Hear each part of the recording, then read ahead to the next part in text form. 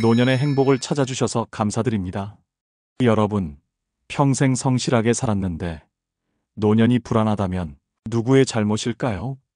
지금 이 순간에도 많은 어르신들이 말도 못하시고 힘들어하고 계십니다. 아침에 눈을 떠도 갈 곳이 없고 전화기는 울리지 않고 지갑 속 잔고만 바라보는 하루. 이건 단순히 돈의 문제가 아닙니다. 사람답게 대접받는 느낌이 무너지는 순간입니다. 많은 분들이 이렇게 생각하십니다. 자식만 잘 키웠으니 이젠 괜찮겠지. 평생 성실하게 살았으니 노후는 편안하겠지. 하지만 현실은 다릅니다. 최근 공개된 통계를 봐도 65세 이상 어르신의 빈곤은 여전히 심각합니다. 핵심은 숫자가 아닙니다. 그 숫자 뒤에 사람이 사람으로 대우받지 못하는 현실이 숨어 있습니다. 한 끼를 거르는 일, 아파도 병원 가는 걸 미루는 일, 자식 눈치 보며 용돈 받는 일. 이게 우리가 꿈꿔온 노년일까요? 그래서 오늘 질문 하나를 드립니다. 노후에 돈이 없다는 건 정확히 무엇을 잃는 걸까요? 단지 물건을 못 사는 일일까요? 이야기가 불편하게 들리실 수도 있습니다. 그렇지만 끝까지 들어주십시오. 이 이야기는 여러분의 노년을, 아니 지금부터의 삶을 완전히 바꿀 수도 있는 진실입니다. 영상이 도움이 되신다면 구독과 좋아요, 알림 설정 부탁드립니다.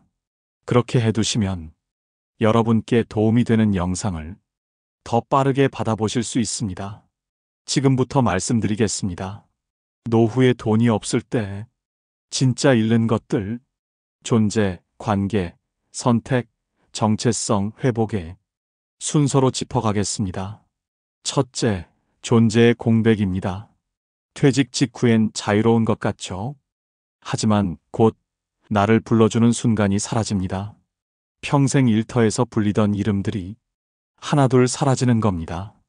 회사 다닐 땐 과장님, 부장님, 선배님, 그 호칭 속에 내 자리가 있었습니다. 누군가가 나를 찾고 내가 쓸모 있는 사람이라는 느낌, 그게 우리를 움직이게 했죠. 그런데 직함이 사라지는 순간 그 느낌도 같이 사라집니다.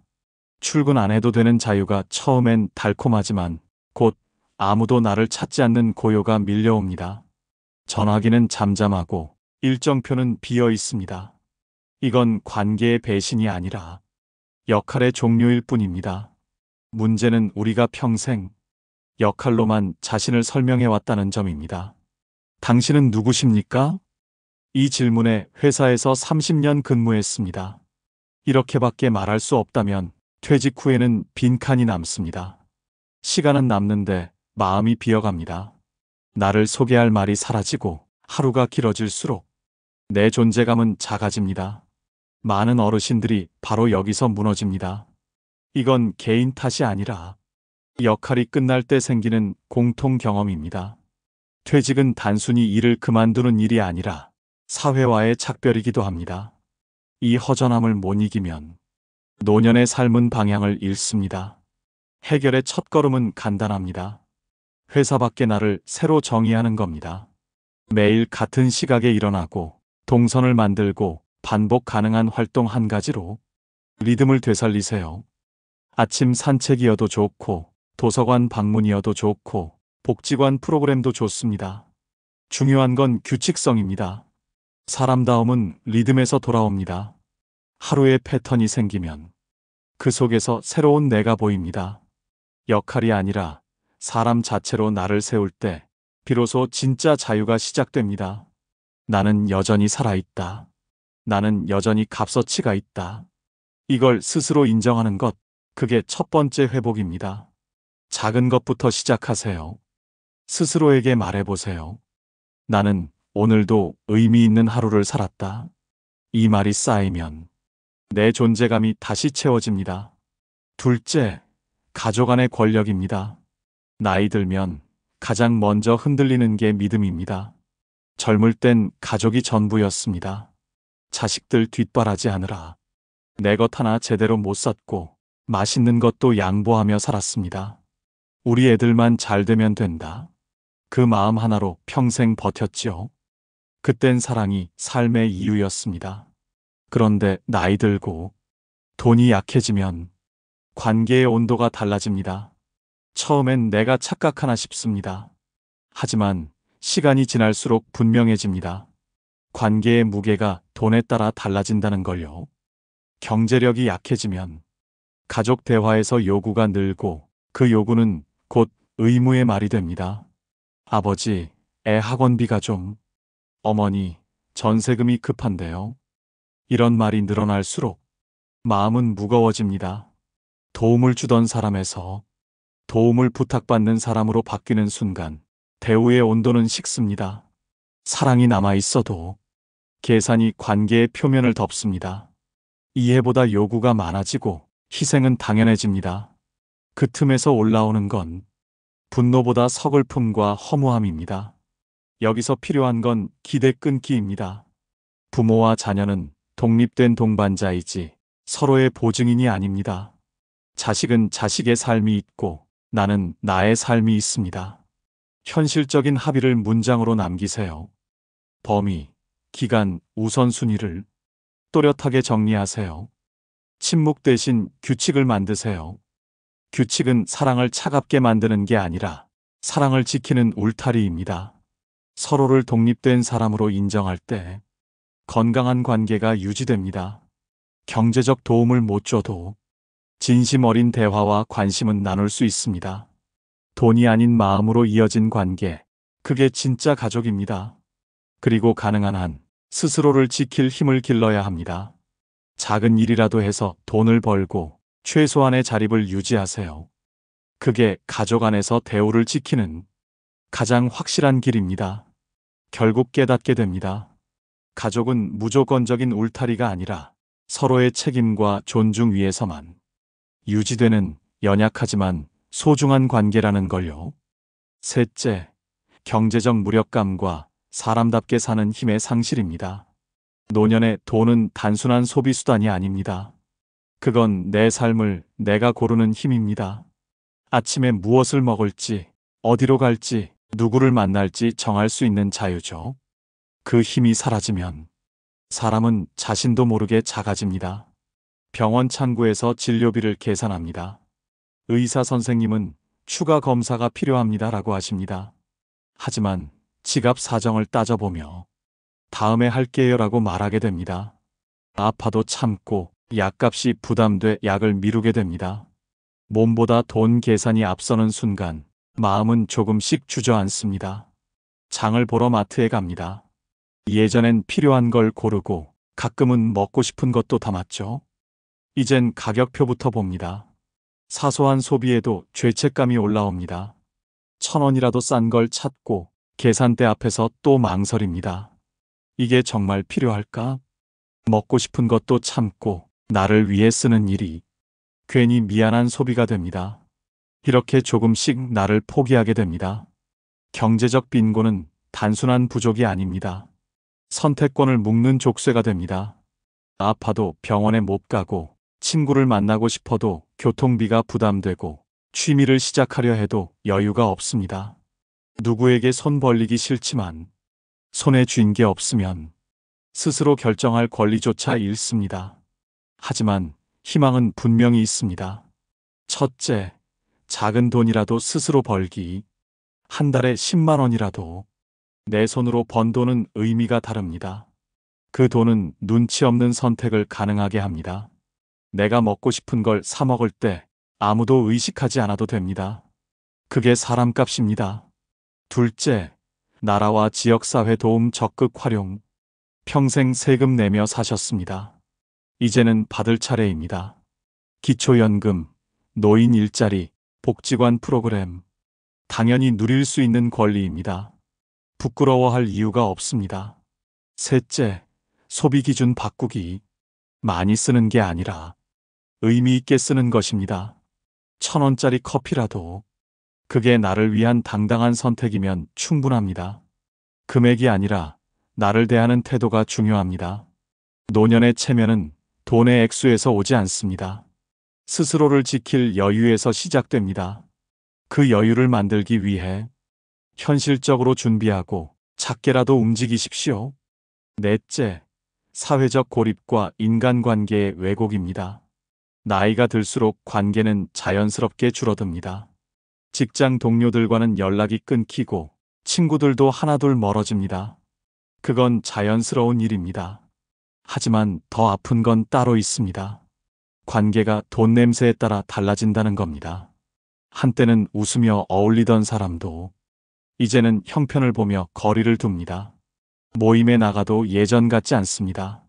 웃음 속에 미묘한 계산이 섞여 있고 말 속에는 어딘가 낯선 온도가 느껴집니다.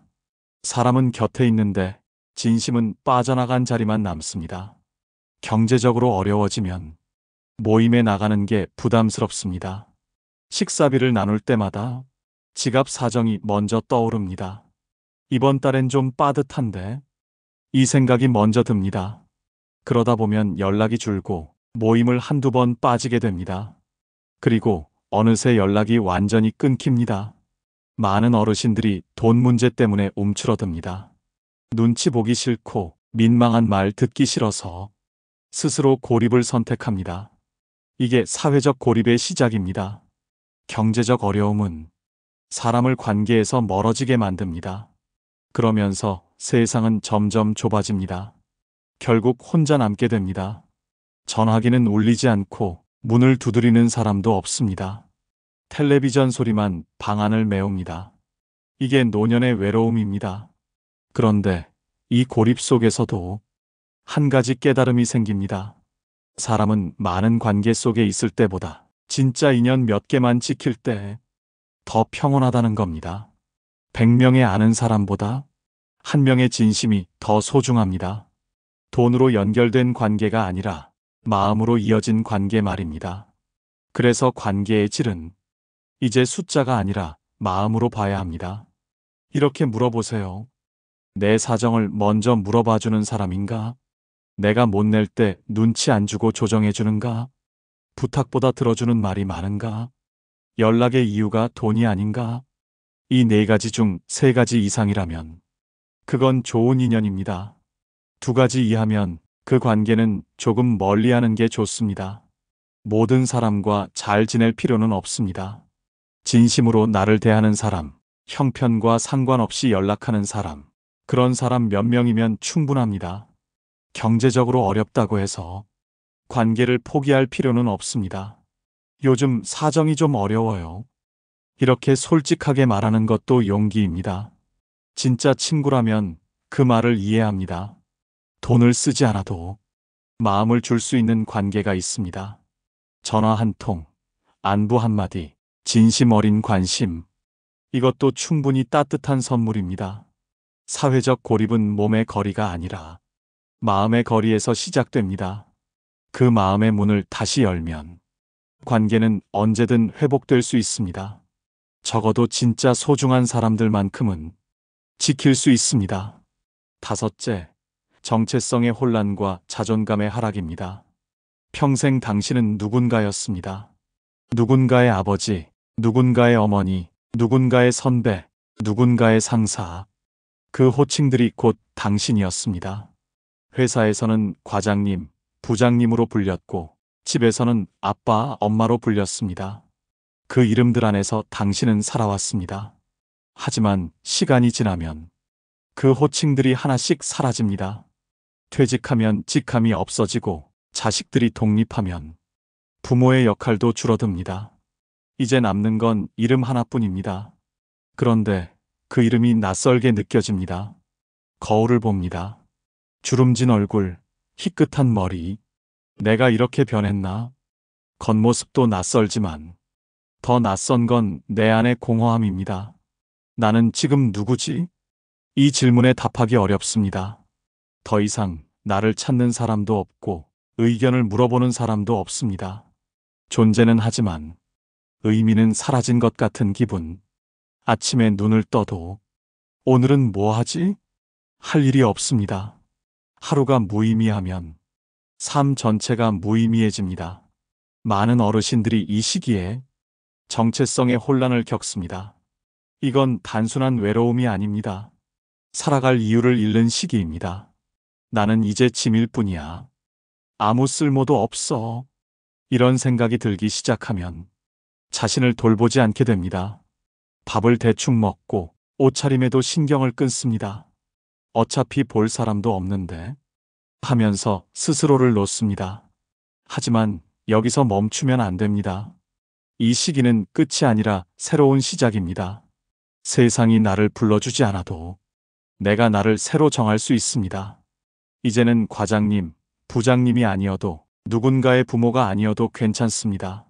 나는 여전히 쓸모 있는 사람입니다. 노년은 쇠퇴의 시간이 아니라 다시 나를 세우는 시간입니다. 종이 한 장 꺼내서 세 줄만 써보세요. 나는 무엇을 중요하게 여긴다. 나는 매일 무엇을 한다. 나는 어디에 기여한다. 이 세 문장이 바로 새로운 자기소개가 됩니다. 사회가 만들어준 역할에서 벗어나 진짜 나를 찾는 시간입니다. 이제는 남의 기대가 아니라 내 마음의 목소리를 들어야 할 때입니다. 작은 것부터 시작하세요. 새로운 취미, 배우고 싶었던 일, 봉사활동, 산책 모임. 그 속에서 다시 살아있다는 감각을 느낄 수 있습니다. 아, 나도 아직 이런 걸 할 수 있구나. 이 깨달음이 다시 기운을 줍니다. 젊을 때의 나와 비교하지 마세요. 지금의 나도 충분히 멋집니다. 주름진 얼굴엔 세월의 지혜가 있고 느린 걸음에는 인생의 무게가 담겨 있습니다. 지금의 나를 인정하는 순간 자신감이 되살아납니다. 가장 확실한 방법은 움직이는 것입니다. 움직이면 생각이 바뀌고 생각이 바뀌면 마음이 살아납니다. 여섯째, 일을 통한 회복입니다. 일은 단지 돈벌이가 아닙니다. 살아있다는 감각을 되찾는 행위입니다. 많은 분들이 이렇게 말합니다. 나이 들면 이제 쉬어야지. 물론 평생 고생하셨으니 쉬셔야죠. 하지만 너무 오래 쉬면 몸도 마음도 녹슬어 갑니다. 아침에 일어날 이유가 없으면 삶의 리듬이 무너집니다. 늦잠을 자고 하루 종일 텔레비전만 보다 보면 무기력이 찾아옵니다. 내일도 똑같겠지. 이런 생각이 생기면 의욕이 사라집니다. 하지만 작은 일이라도 하면 달라집니다. 아침에 일어나야 할 이유가 생기고 몸이 움직이고 사람을 만나고 무언가를 해냅니다. 그 하루가 의미로 채워집니다. 체면은 남의 시선이고 살맛은 내 리듬에서 나옵니다. 많은 어르신들이 일을 못 시작합니다. 내가 이 나이에 이런 걸 해야 하나? 체면 때문입니다. 하지만 묻고 싶습니다. 체면과 생활 중 뭐가 더 중요합니까? 집에서 무료하게 보내는 하루보다 밖에 나가서 땀 흘리는 하루가 더 사람답습니다. 일의 종류는 중요하지 않습니다. 경비든 청소든 식당 보조든 배달이든 상관없습니다. 중요한 건 움직이고 있다는 사실입니다.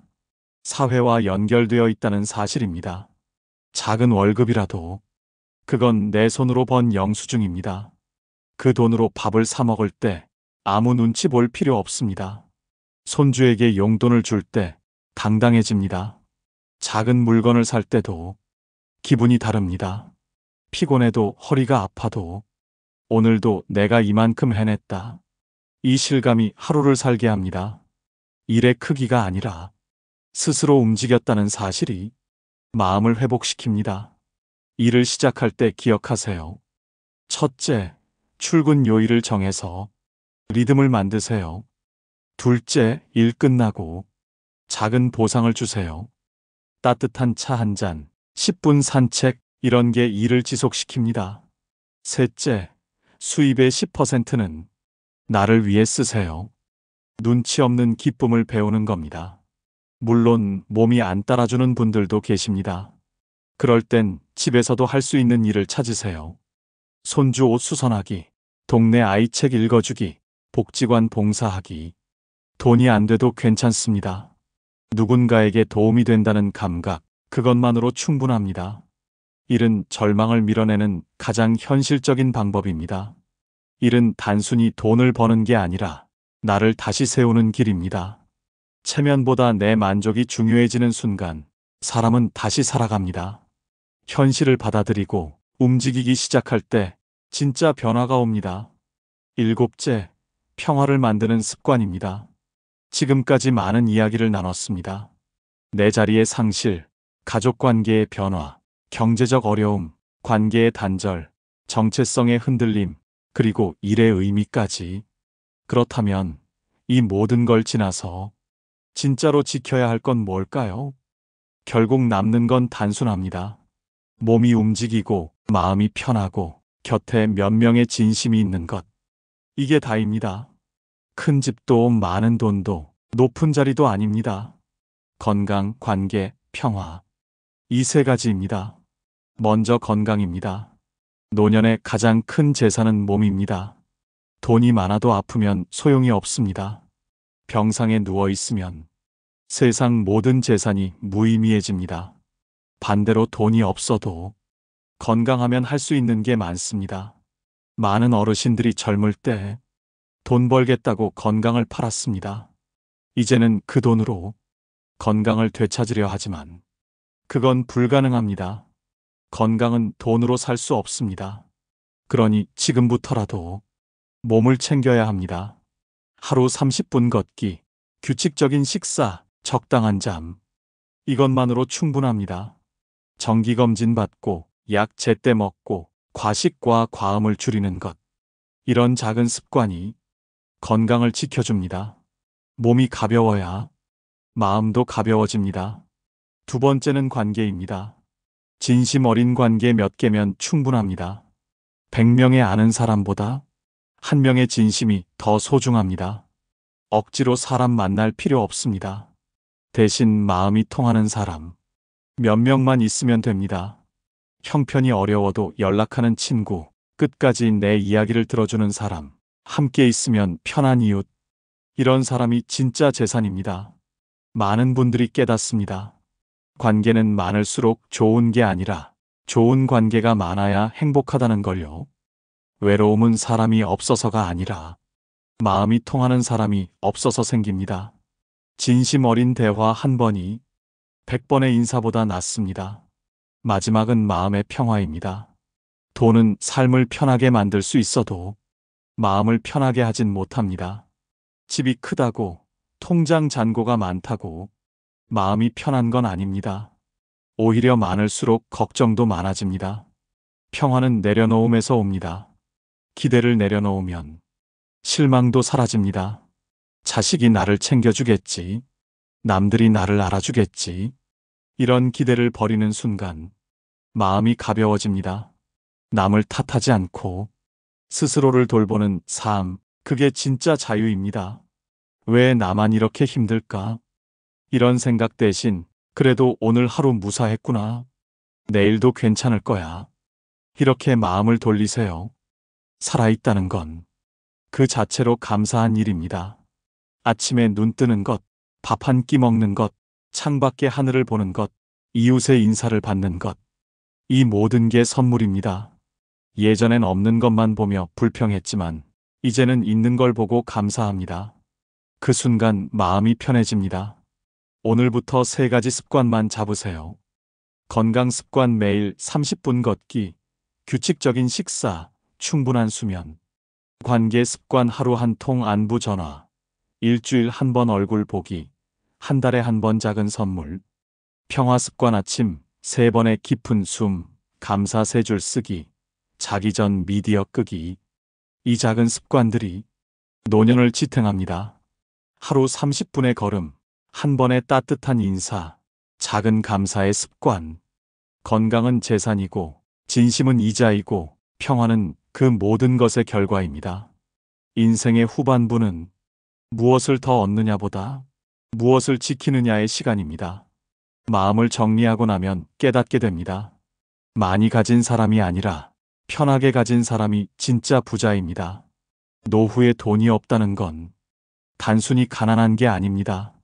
나의 자리와 관계, 내 뜻대로 살 수 있는 힘, 그리고 내 이름을 잃는 일입니다. 그래서 어떤 이는 이렇게 말합니다. 노후의 가난은 지옥보다 잔인하다. 하지만 희망은 있습니다. 늦었다고 생각할 때가 가장 빠를 때입니다. 지금이라도 움직이면 됩니다. 작은 일이라도 시작하고 마음을 나누고 건강을 챙기고 평화를 연습하세요. 돈의 많고 적음보다 중요한 건 스스로를 지킬 힘입니다. 한 달에 50만 원이라도 내 손으로 벌고 하루 30분이라도 걷고 진심 어린 친구 한 명이라도 곁에 두면 그걸로 충분합니다. 기억하세요. 체면보다 현실이 중요하고 기대보다 감사가 중요하고 많은 것보다 소중한 게 중요합니다. 역할이 아닌 사람 자체로서의 나. 그 나로 사는 게 진짜 인생입니다. 오늘의 내용이 행복한 노년을 위한 도움이 되시길 바랍니다. 구독과 좋아요 부탁드립니다. 다음에도 여러분의 노후를 위한 꼭 필요한 이야기를 가지고 돌아오겠습니다.